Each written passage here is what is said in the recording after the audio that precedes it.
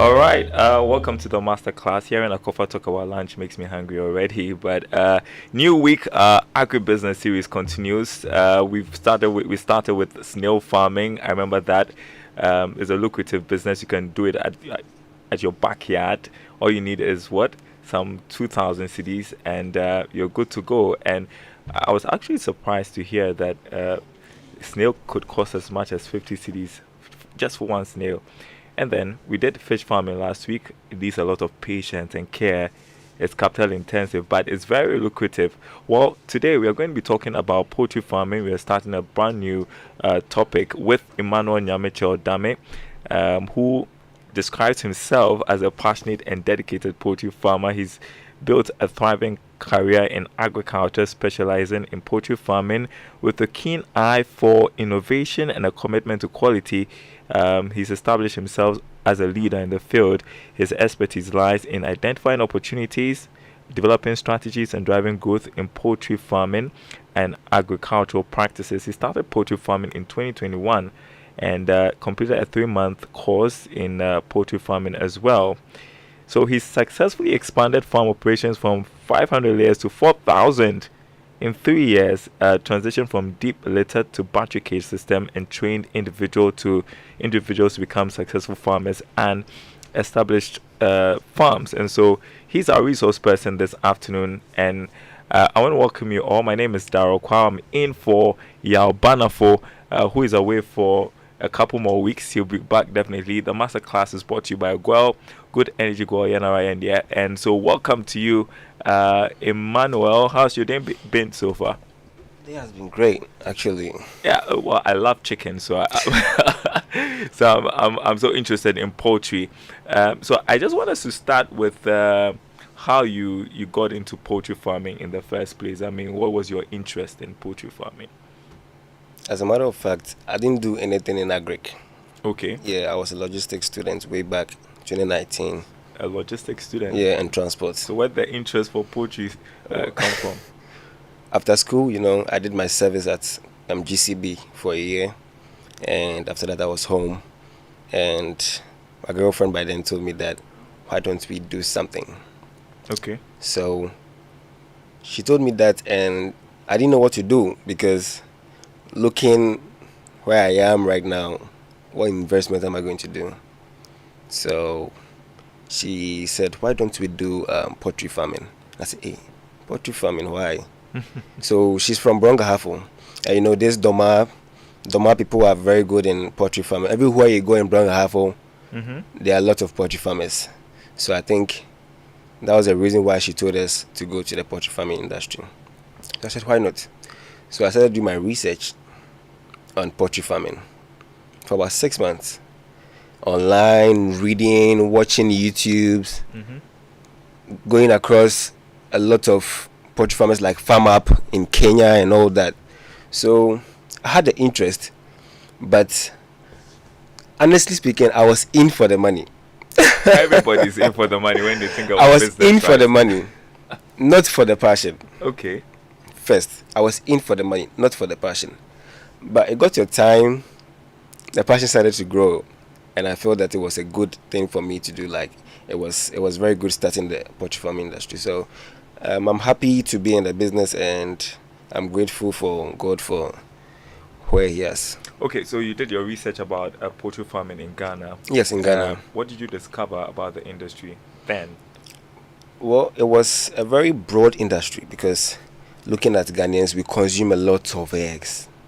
Yes, basically a lot of eggs, a lot of chicken. But I thought that's the cheapest protein now. Eggs. Yes, cheapest protein, eggs. But now it's getting expensive because when I started, it was as low as 18 cedis for a tray, and now it's very expensive. It's about 60, 70. Wow, that is a lot. Wow, that is a lot. So after we started the business, we decided to do fish. But we got to realize that the profit margin with the fish was lower than the poultry, so we decided to just cut off the fish and do poultry. Yes, just go with the poultry. Yeah, and so you discovered that it was a thriving business and could be lucrative. Yes. And so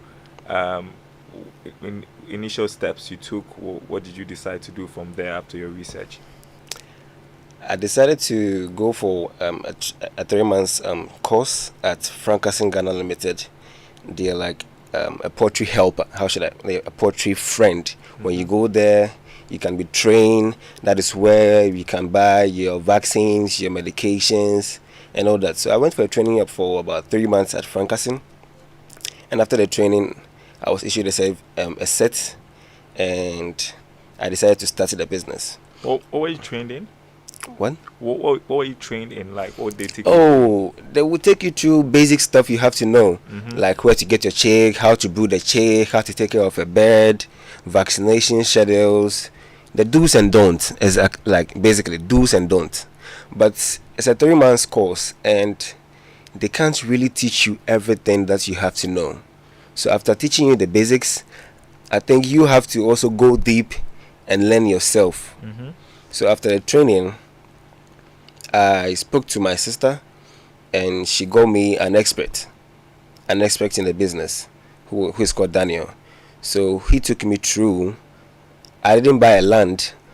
Good for me. My uncle was in the broiler production, and he stopped. So he had a small coop at Amasama in thereabout. So I went to him, spoke to him about the business, and he said, "Oh, you can use this place." So by then we took the measurements of the place, and we got to know that the measurements can occupy about 500 layers. So then I didn't know where to get a quality chick to buy.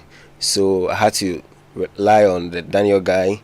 He ordered my chicks for me, ordered my feeders and drinkers. He did everything. So the chicks came.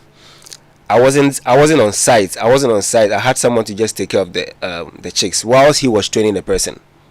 So whilst he was training the person, he was also training me, but I wasn't on site. Right. So he did his best, did the brooding, and it got to the stage and the birds started laying. And by then, 2021, when the birds started laying, I was making about 7,500 from those 500 layers. That was when the eggs were cheaper.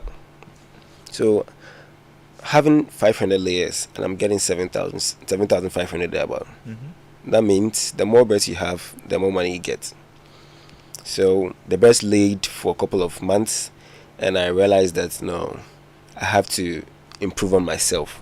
So we started, and we tried our best to get a land, an acre, at East Region at Adeso, and we started a new project for about 3,000 layers. That was the second consignment. So 3,000 layers, we started, and those birds also started laying, and they are old. We sold them, and now we have a new batch which are also ready to lay about 4,000 layers. Those are in the cage system right now. So we have two types of the poultry. At first, we have the dip litter. Dip litter is when the birds are on the floor. Okay. On the floor in a sawdust, and we have something we call wood shavings.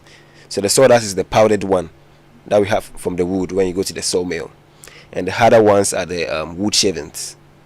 So that is the dip litter system and the battery cages. So now we are using the battery cage system.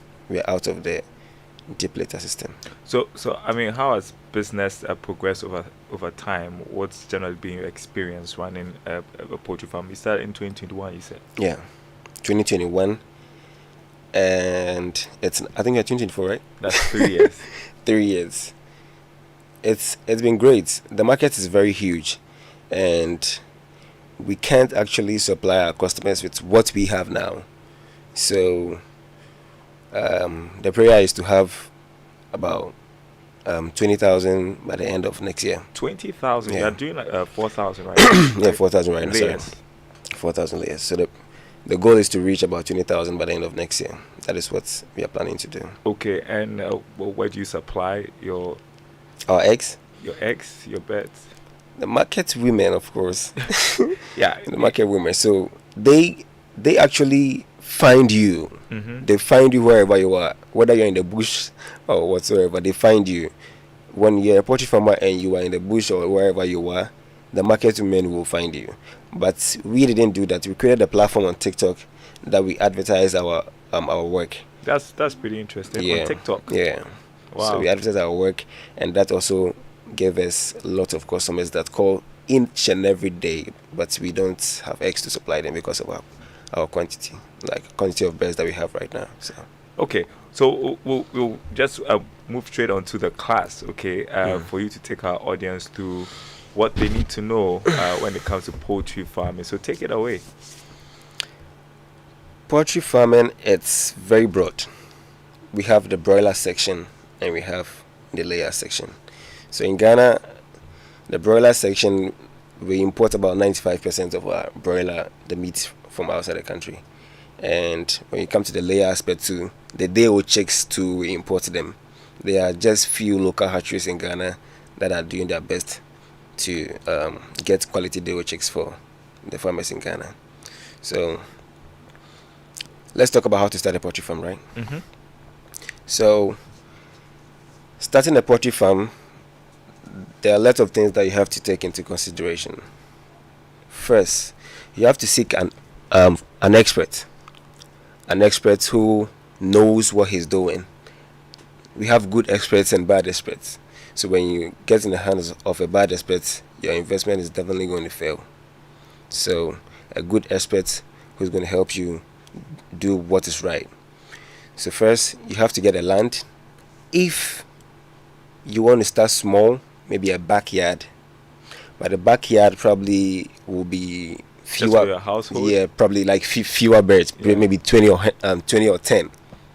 Because if you want to go in big, you have to know the number of birds to know the size of the chicken house. You don't just build something and just bring in 100 birds and just keep them. So you have to know the dimension of the coop before you can know the number of birds you're going to take. So first you get a land, not just any land. It has to be a plain land, no waterlogged area. Why no waterlogged area? Well, after building your coop, when the place is waterlogged, it will soak and gets into the concrete.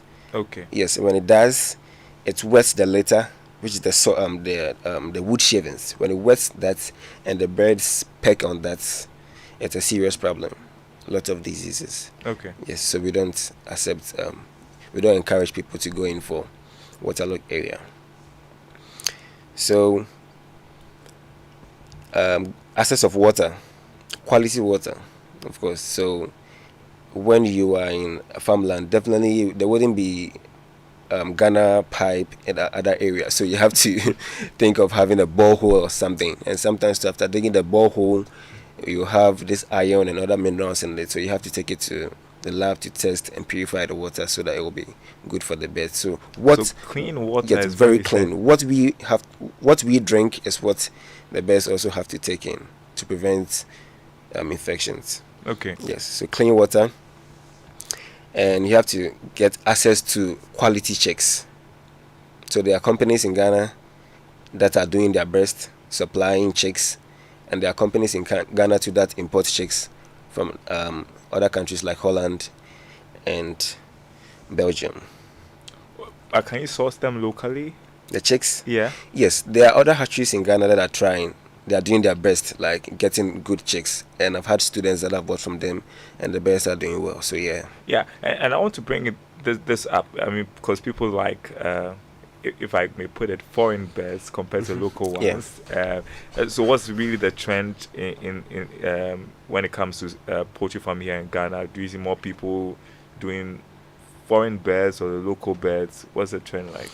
So the foreign birds are made to lay more eggs. The genetics. That's what I feel. They lay more eggs because, example, a breed like. So it means not like a natural. Well, it's a natural. It's a natural bird, but their genetics lay more eggs. Okay, so than different genes. Yes, different genes. Good, like than our local breed that we have over here. So a foreign breed can lay up to probably, it depends on the breed, maybe 400 eggs in a year. While the local. Yes, a local around 80, 90, 100.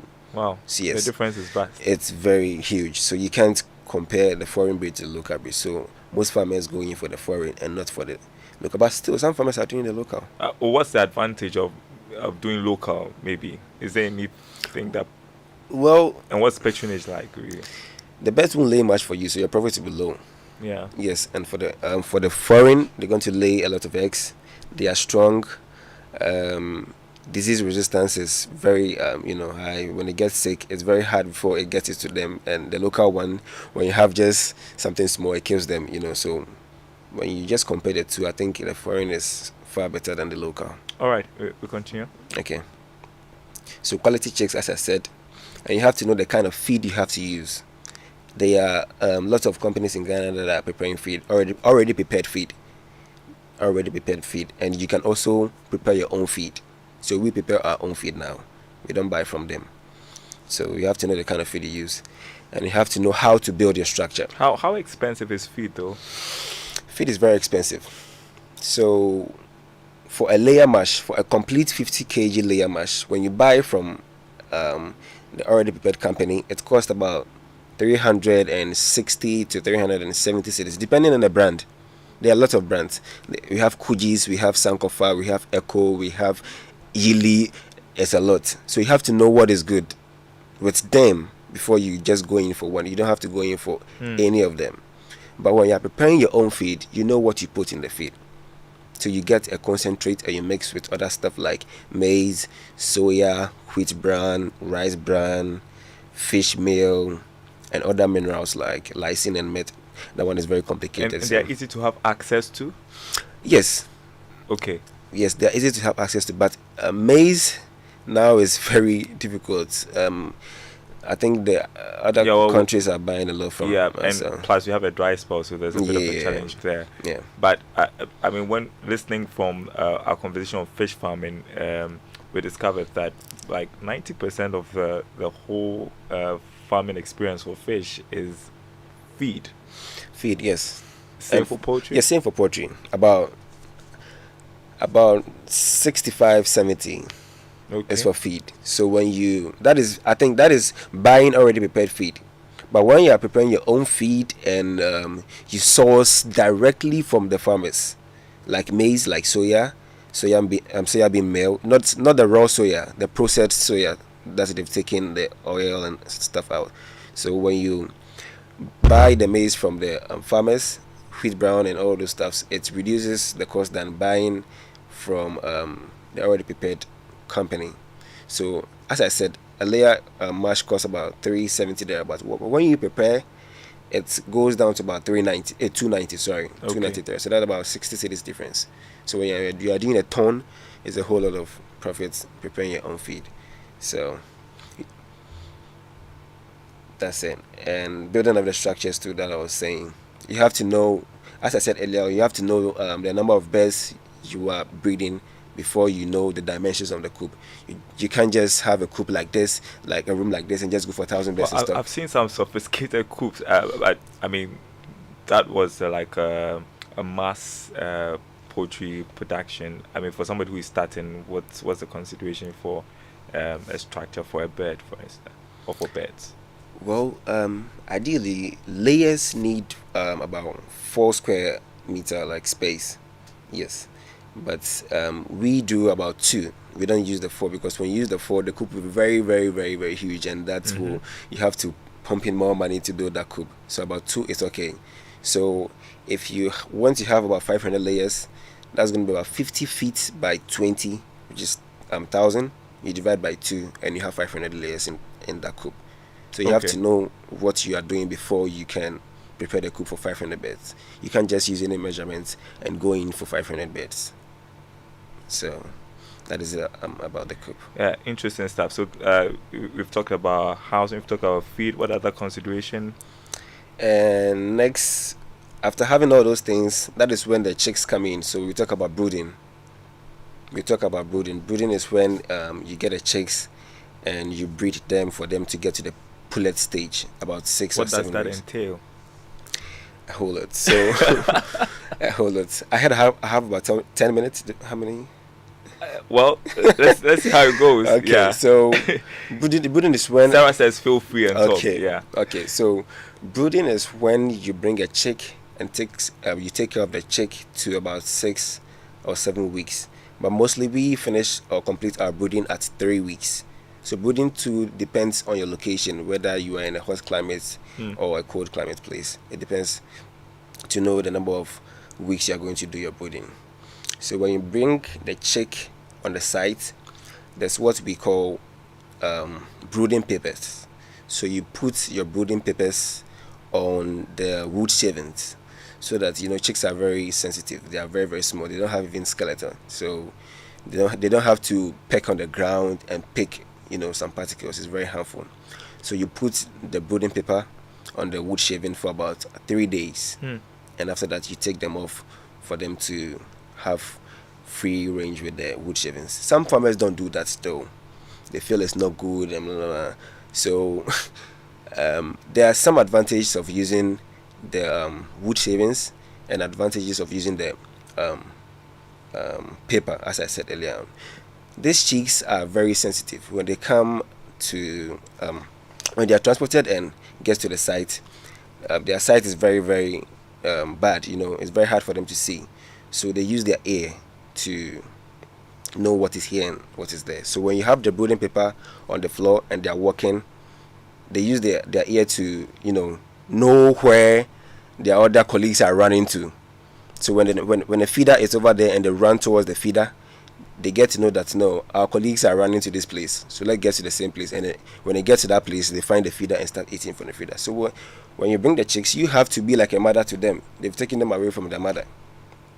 So we have charcoal in a pot to provide heat for them, lightning and all that. You have to know the temperature that you're going to give to them for the first week, second week and all that.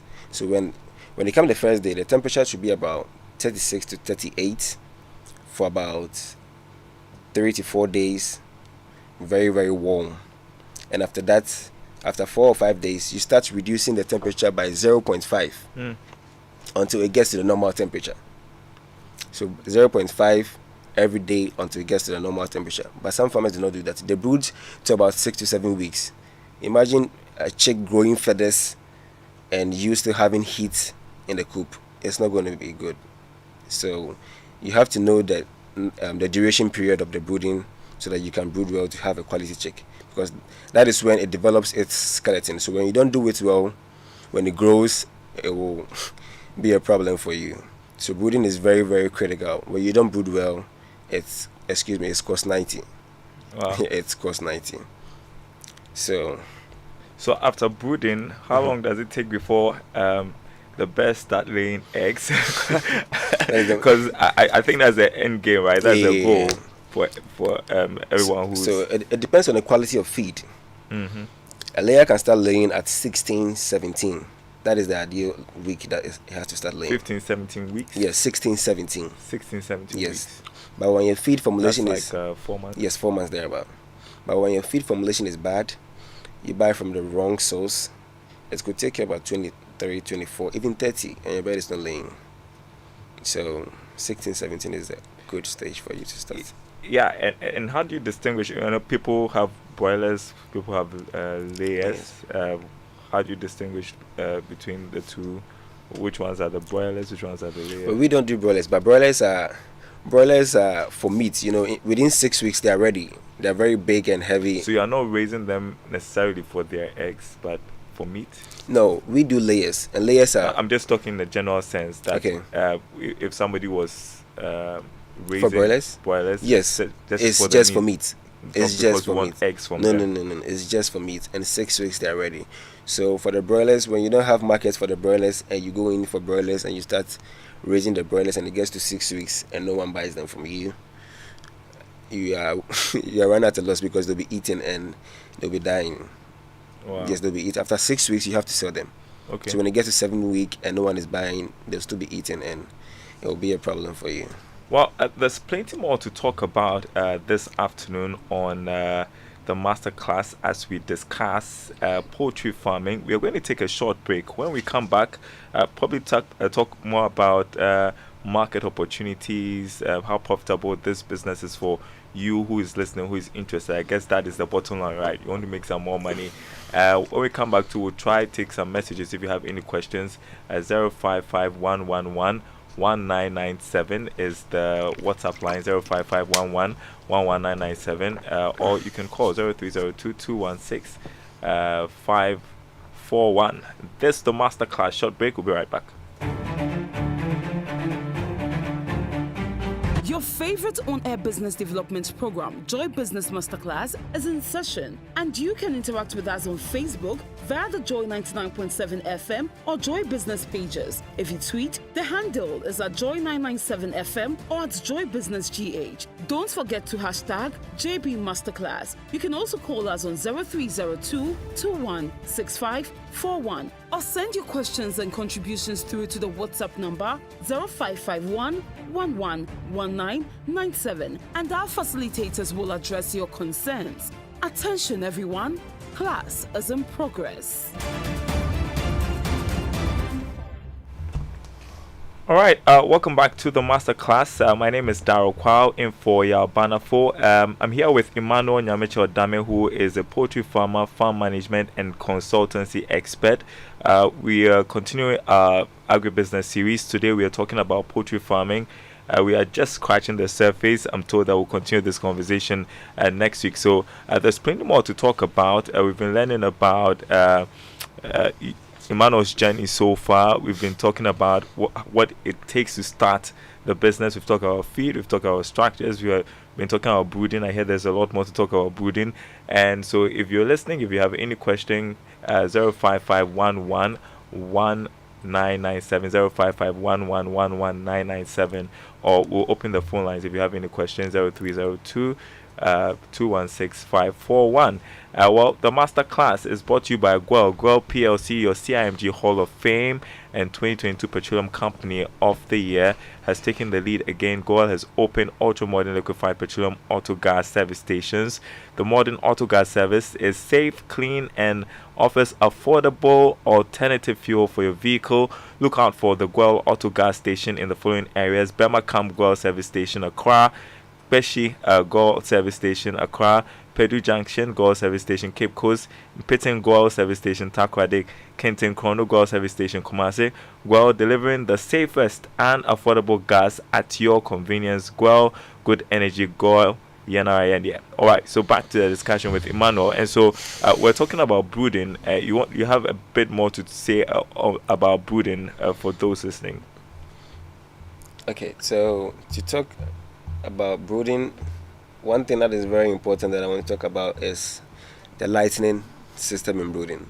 The lighting system? Yes, lighting system. Do they like lots of light? Yes, they do. Okay. They do, but it has a type of light you have to use. So when the chicks get on the site, there's something we call the amber light. It looks like red, but not really red, the amber light. So most people use a very high light, like 50 watts, 100 watts white. When the birds are in that, it's very stressful. It's very, very bright, so it stresses the birds. But the amber light is a very calm bulb that gives the birds a cozy environment for them to feel like they're home. Okay. Yes. So when the birds get to the site on the first day, you give them about 24 hours of light for like 3 days for them to eat and drink very well. But after that, you have to know that nature also counts. Like humans, as we sleep, you have to know that the bird has to rest for maybe an hour and go back to eat. So you don't have to make the bird eat every day, 24/7 and all that. And when you're brooding, some people brood with the black rubber. They brood with the black rubber around the coop so that the heat will be inside. But when you're using the black rubber, the bird will not really be able to see if it's morning or night outside because it's black and it's inside. It wouldn't be able to experience nature.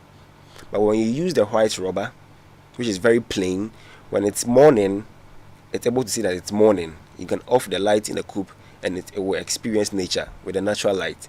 And when it's getting dark, it will sense that it's getting darker.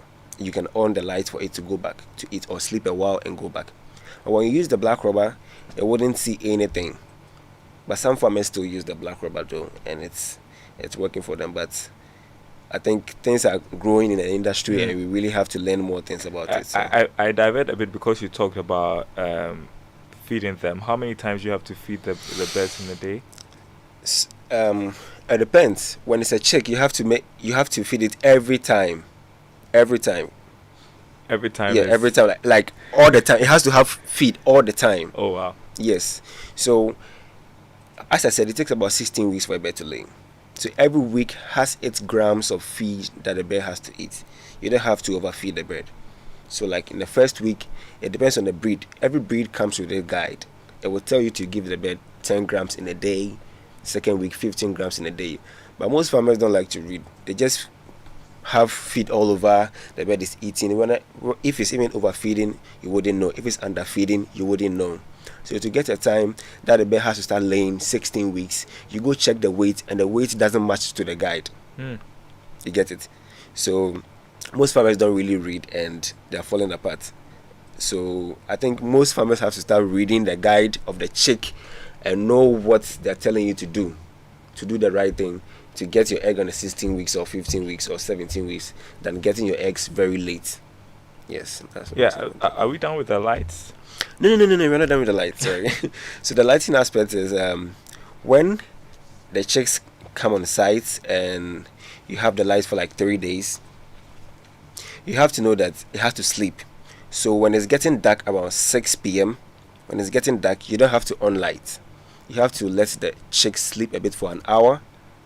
And when it's an hour and like 7 p.m., you can on the light. It will rest for an hour and go back to eat. So 2 weeks, you can make it around 2 hours of darkness so that it sleeps. So when you have the guide teaches you all that. So when there's darkness, the natural tendency is to go to bed. Right, exactly. Okay. But it depends on the breed. When you have the breed guide lets you know the number of dark hours it has to get. So we use Novogen breed. You can't go and use Highland breed for Novogen birds. That is why it comes with a guide. So when you read the guide very well, it tells you how to use the lighting system very well. When you don't use it right, it becomes a problem. Yes. So you get a time when the bird's about 12, 13 weeks, you will get to see that the darkness and the light is the same. They sleep like we normal human beings. When it's nighttime, they sleep to the next morning. No light will be in the coop. But some farmers, they will get to 12 weeks and there will still be light in the coop. The birds will still be eating at 12 weeks. They wouldn't rest. And when you don't rest, what happens? Stress. It all comes down to proper training, doesn't it? Exactly. Yeah. So when it doesn't rest, it comes to stress. So once the lights are sorted, what next? When the lights are sorted and it gets to a time where you don't up the light again, you are done with the lightening program. And when they start to lay, you go back to the lightening program. When a bird is laying, it needs about 16 hours of light. But naturally, we have about 12 hours of daylight. So when it's 6 p.m., you switch on the light for about 4 hours and you off it around 10 p.m. for them to go back to sleep. That is when they are laying. Okay. Let me right. just take this question from Joseph Ajiman, who is listening from Committee 9, Tema. He's asking, he says, "Good afternoon, Masterclass. Please ask for me, what is the minimum amount of money needed to start a poultry farm and also the land size?" It depends on the number of birds that you want to have. So when you're having about 500, you want to have about 500 layers, it sums to about 71,000. I can break it down for you, for him to understand why I'm saying 71,000. So a chick costs about between 25 to 31 cedis, just a chick, depending on the company where you're ordering it from. So assuming we are using 25 cedis per chick, if you have 25 chicks, it's about 12,500 for the chicks only. And feeders and drinkers, we have feeders and drinkers for chicks and feeders and drinkers for layers. So you have to buy feeders and drinkers for layers, and when they are getting to the pullet stage, which is about 6 or 7 weeks, you change their feeders and drinkers and bring in the matured feeders and drinkers so that it wouldn't be small for them. So those feeders and drinkers will sum up to about 2,000 cedis for the 500 beds. And then building a coop for the 500 beds, it depends on how you want to build a coop. You can try and do things to reduce the cost, but the standard coop for 500 beds will cost about 25 to 30,000. That is a lot. Wow. Yes, that is a lot. But when you go to Kenya and other countries, instead of the block work that we use, they use roofing sheets to reduce cost. So as I said, you can do things to reduce the cost for the coop. Well, I just want to be sure. The figures that you are quoting, is this for like a large scale poultry production or No, 500 layers. 500? Just that. Do I necessarily need to start with 500 No, layers? no. Yeah, I mean, I'm just asking for people who want to really start on a very. You can start with 100. You can start with 20. It depends on what you want to do. Your strength. But I just want to use the 500 layers 500, for him to understand very well. Okay, so maybe then you can work out your math. Yes, your math to know what you have to do for like 100 layers and stuff like that. And so if you're doing 500, I mean, I think people also want to know how much profit am I going to make? Well, according to what I did, 500 beds, when you're having 90% production, we have 30 eggs in a tray. 30 eggs in a tray. Mm-hmm. So when you have 90% production, you'll be having about 15 trays of egg in a day from those birds. And according to the current price of eggs right now, at the farm price, when you sell all those eggs, you can be making about 15,000 cedis a month from those birds. I don't want to go deep, it's a whole lot. So with the 500 layers, when you sell a tray for like 45 cedis, we have sizes. We have small, we have medium, we have large, extra larges, but you can sell all together as unsalted. You don't salt them. So the unsalted stage, when the bird is about 26, 27 weeks, the eggs are not really big. So you can sell them as for like 45 cedis thereabout, and that will sum to 15,000 of net profits in a month. In a month, 15,000. Yeah, for 500 layers. Wow. Yeah. So when it's laid for about 16 weeks, you can have a bird lay to 100 weeks. That is close to 2 years. A bird can lay for like 2 years when you have good nutrition, proper hygiene, good ventilation, and all that. When all these are wrong, you can't get to the 100 weeks. When all these are wrong, you can't get your 15 trays. When all these are wrong, problem. You wouldn't be able to get all this profit and you lose. So you have to, that's what I said from the beginning, you have to consult. Did you have such an experience? Yes, I did. Tell us about it.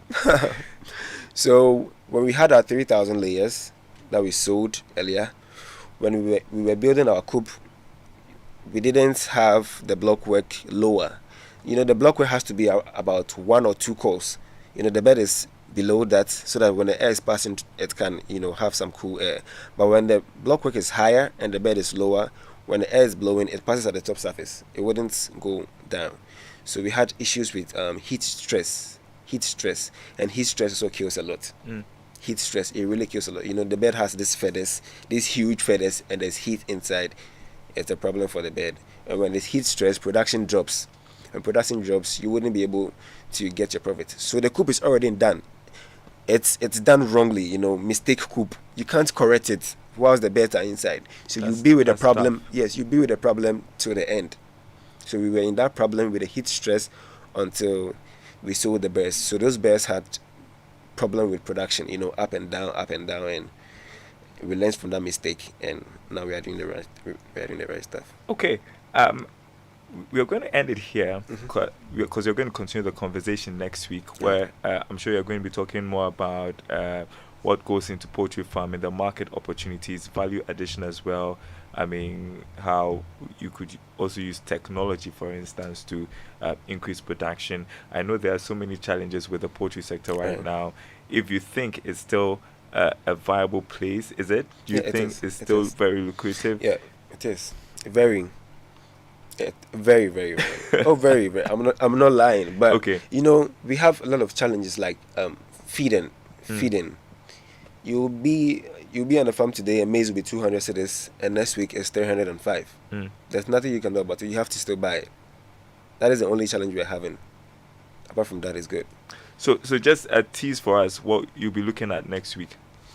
Next week we'll be looking at how to prepare our own feed preparation, what goes into that, and the challenges, the risks in poultry, and also